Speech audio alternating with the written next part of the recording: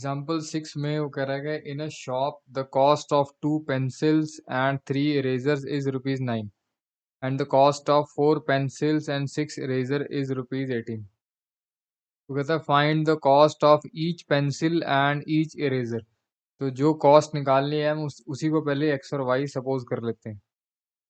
So cost of each pencil को मैंने मान लिया x rupees and cost of each eraser को मान लिया मैंने वाई रुपीज़। जो निकालना होता है उसे ही एक्स और वाई सपोज कर लो। सो जो फर्स्ट लाइन है वो लिख दी मैंने, cost of 2 pencil and 3 eraser is ₹9। ये गिवन है हमें, ठीक है। एक पेंसिल की कॉस्ट एक्स रुपीज़ है, तो 2 पेंसिल की कॉस्ट कितनी हो जाएगी 2x।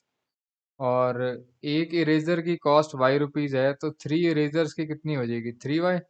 और दोनों का मिला के जो कॉस्ट है पेंसिल और इरेजर दोनों की मिला के वो है 9 रुपीज़, ठीक है। तो ये होगी फर्स्ट लीनियर इक्वेशन। नेक्स्ट वो कह रहा है कि cost of 4 pencils and 6 eraser is ₹18। तो सेकंड कंडीशन मैंने यहाँ लिख दी। अब एक पेंसिल की कॉस्ट एक्स रुपीज़ है, तो 4 पेंसिल की हो जाएगी 4x। एक इरेजर की कॉस्ट वाई रुपीज़ है, तो 6 इरेजर की हो जाएगी 6y। तो दोनों पेंसिल और इरेजर का मिला के टोटल खर्चा हो रहा है 18 रुपीज़। तो सेकंड लीनियर इक्वेशन ये आ गई हमारे पास, ठीक है। अब इन दोनों को सॉल्व कर लेते हैं और उससे फिर हमें एक्स और वाई की वैल्यू आ जाएगी। एक्स और वाई की वैल्यू आ गई तो cost of each pencil and cost of each eraser जो क्वेश्चन में निकालना है वो निकल जाएगा। तो अब इसको हम, क्योंकि सब्स्टिट्यूशन की एक्सरसाइज है, तो उसी से कर लेते हैं। हालांकि ये एलिमिनेशन से भी सॉल्व हो सकता है, लेकिन अभी हम सब्स्टिट्यूशन मेथड ही समझा है तो उसी से कर लेते हैं। अब जैसे एनसीईआरटी में उन्होंने क्या किया हुआ है, इसमें से एक्स निकाला है, ठीक है। तो एक्स निकालने के लिए क्या करना पड़ेगा, पहले तो एक्स को अकेला करना पड़ेगा। तो 3y उधर चला गया और 2 इसके नीचे आ जाएगा, ये वाला 2 जो है, ठीक है। तो ये एक्स की वैल्यू फर्स्ट इक्वेशन में से निकाल के सेकंड में डाली है उन्होंने, ठीक है। तो मैं क्या करता हूँ, मैं फर्स्ट इक्वेशन में से y निकाल के सेकंड में डाल के दिखा देता हूँ, तो मैं आंसर उससे भी सेम ही आएगा। या फिर सेकंड इक्वेशन में x या y दोनों में से कोई एक निकाल के फर्स्ट में डाल दो। अब ऐसा नहीं है कि फर्स्ट इक्वेशन में से तुमने x या y निकाला और वापस फर्स्ट में डाल दिया, तो उससे कुछ नहीं आएगा, ठीक है। तो मैं फर्स्ट इक्वेशन में से y निकाल रहा हूँ। क्योंकि x जो निकाला है वो एनसीईआरटी में निकाला हुआ है, तो उस मेथड से भी कर लेना प्रैक्टिस, और ये जो भी y निकाल रहा हूँ इससे भी कर लेना। तो फर्स्ट इक्वेशन में से मैं y निकाल रहा हूँ, तो 2x को राइट साइड पे ले गया, 9 माइनस 2x हो गया। और नेक्स्ट स्टेप में 3 को मैं इसके नीचे ले गया। तो ये y की वैल्यू अब मैं फर्स्ट इक्वेशन से y निकाला है, तो अब मैं सेकंड इक्वेशन में डाल रहा हूँ। सो ये सेकंड इक्वेशन मैं दोबारा से लिख रहा हूँ, यहाँ पे दोबारा से लिख दी। और y की वैल्यू मैंने पुट कर दी यहाँ से, ठीक है। और कुछ नहीं किया, बाकी सब सेम है ये सारा। नेक्स्ट स्टेप में ये 3 जो है कटिंग होगी 6 से, तो 2 बच गया। तो बस इसको 2, बाकी सब सेम है। अब 2 को मल्टीप्लाई करके x की वैल्यू निकाल लेते हैं।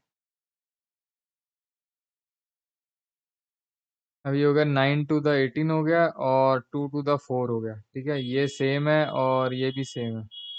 सो नेक्स्ट स्टेप में ये इससे कट गया, तो ये तो कुछ आया नहीं, वेरिएबल सारे ही खत्म हो गए, है ना। 18 इक्वल टू 18 बचा।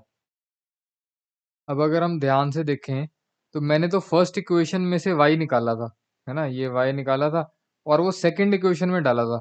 ऐसा तो नहीं किया मैंने कि फर्स्ट में से y निकाला और फर्स्ट में ही डाल दिया। तो ऐसा तो मैंने नहीं किया, फिर तो मेरा आंसर ठीक आना चाहिए, मतलब कुछ तो आनी चाहिए वैल्यू x और y की। लेकिन इसमें फर्स्ट में से मैंने y निकाला और सेकंड इक्वेशन में डाल दिया। तो सॉल्व करने के बाद हमारा लास्ट में जो बचा है वो यही बचा है। तो ऐसे कुछ ही क्वेश्चन होंगे जिनमें ऐसी सिचुएशन आएगी कि ना तो x वेरिएबल बचेगा ना y वेरिएबल बचेगा, ठीक है। तो अगर तुम सॉल्व करते करते ये इधर भी मतलब लेफ्ट हैंड साइड और राइट हैंड साइड इक्वल आ जाए, तो ये बनेगा इनफाइनाइट मैनी सॉल्यूशन, ठीक है। क्यों बनेगा वो आगे बताता हूँ। Infinite many solution. और ऐसे ही मान लो अगर सॉल्व करते करते इधर 18 आ जाए और यहाँ 18 के बजाय कोई भी नंबर आ जाए, 6 आ जाए या -6 आ जाए, कुछ भी आ जाए, तब उस केस में आएगा नो सॉल्यूशन, उसका भी ये क्वेश्चन आगे आ जाएगा, ठीक है। तो अब ये बेसिकली ये वाला इनफाइनाइट क्यों है, उसका रीज़न ये है कि अगर मैं ये वाली जो एक्सप्रेशन है, इसको अगर मैं दोबारा से लिखूँ, तो वो क्या आएगा? 4x plus 18 minus 4x is equal to 18। अब मैं x की कोई भी वैल्यू डाल दूँ, 1 डाल दूँ तो यहाँ भी डालनी पड़ेगी, यहाँ भी डालनी पड़ेगी। तो वो कितना आ जाएगा? 4 plus 18 minus 4 is equal to 18, तो ये कट जाएगा। तो 18 इक्वल टू 18 आ गया। तो यहाँ x की वैल्यू 2 डाल दूँ, तब भी ये कट जाएँगे, x की वैल्यू 3 डाल दूँ दोनों जगह, तब भी ये कट जाएँगे। तो हर बार ये फर्स्ट और थर्ड टर्म तो कटेगी कटेगी, बचेगा 18 इज़ इक्वल टू 18, ठीक है? तो यानी x की मैं कोई भी वैल्यू रख सकता हूँ और यानी कि इसके बहुत सारे सॉल्यूशन आएँगे। तो अगर x के बहुत सारे सॉल्यूशन आएँगे, कोई एक स्पेसिफिक वैल्यू नहीं आएगी x की, बहुत सारी वैल्यूज़ आएँगी। तो x की बहुत सारी वैल्यूज़ आएँगी तो इसका मतलब क्या है? मैं इस इक्वेशन की x की बहुत सारी वैल्यूज़ डालूँगा तो y की भी बहुत सारी वैल्यूज़ आएँगी, ठीक है? तो अब इस सारी चीज़ को हम ऐसे समझते हैं। अब ये जो फर्स्ट लाइन का क्या मतलब है? The statement is true for all values of.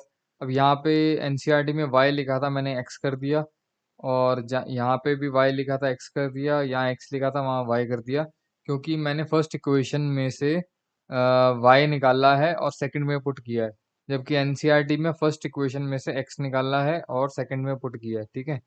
तो अब यहाँ पे 18 इज़ इक्वल टू 18 मतलब स्टेटमेंट ट्रू है। अगर 18 इज़ इक्वल टू 6 होता तो स्टेटमेंट नॉट ट्रू होती, ठीक है? तो अब इसका जो एग्ज़ैक्ट मीनिंग वो क्या है? जैसे कि मैं ये वाली एक्सप्रेशन दोबारा से लिख रहा हूँ। एक्सप्रेशन क्या है?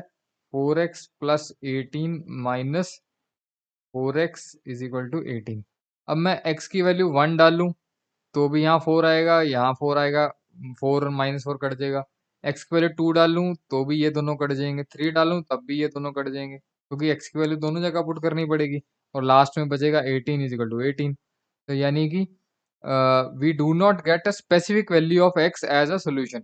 कोई ऐसी एक वैल्यू नहीं मिल रही x की जिससे कि left hand side right hand side की इक्वल हो रही है। ऐसे x की बहुत सारी वैल्यूज़ मिल रही हैं, ठीक है? कोई एक स्पेसिफिक वैल्यू नहीं है। So therefore we can not obtain a specific value of y। जब एक x की वैल्यू नहीं मिल रही, बहुत सारी x की वैल्यू मिल रही है, तो बहुत सारी y की वैल्यू भी मिलेगी। जैसे कि ये इक्वेशन है, इसमें x की बहुत सारी वैल्यूज़ मिल रही हैं, तो यानी y की भी बहुत सारी वैल्यूज़ मिलेंगी, ठीक है? x की वैल्यू पुट करता जाऊँगा, y निकालता जाऊँगा। So this situation has arisen because both the given equation are same. ठीक है? both the equation are same मतलब अगर मैं किसी एक इक्वेशन को, जैसे कि ये इक्वेशन थी, इसको मैं पूरी इक्वेशन को 2 से मल्टीप्लाई करता हूँ। ये फर्स्ट इक्वेशन थी हमारी, 2x plus 3y equal to 9। तो इसको 2 से मल्टीप्लाई करता हूँ तो मेरे पास आ जाएगी सेकंड इक्वेशन। ठीक है? तो किसी भी इक्वेशन को किसी नंबर से मल्टीप्लाई करता हूँ, दूसरी इक्वेशन आ जाती है, तो उसे बोलते हैं कि इक्वेशन दोनों सेम है। उनका ग्राफ जो है वो कोइंसिडेंट लाइन्स आएगा और इनफाइनाइट मैनी सॉल्यूशन उसके सॉल्यूशन होंगे। अब जैसे मान लो ये फर्स्ट और सेकंड इक्वेशन दोबारा से लिख दी मैंने, तो इनकी रेशियो चेक करो। a1/a2 is equal to b1/b2 is equal to c1/c2, सबकी रेशियो हाफ ही आ रही है। तो तीनों रेशियो जब इक्वल होती हैं तो वो कौन सा केस होता है? कोइंसिडेंट लाइंस, यानी कि इनफाइनाइट मैनी सॉल्यूशन, ठीक है? तो ये सेम इक्वेशंस आर सेम का ये मीनिंग है कि किसी एक इक्वेशन को मैं किसी नंबर से मल्टीप्लाई करूं तो दूसरी इक्वेशन आ जाए, तो मतलब वो कोइंसिडेंट लाइंस आएंगी, इक्वेशन सेम है।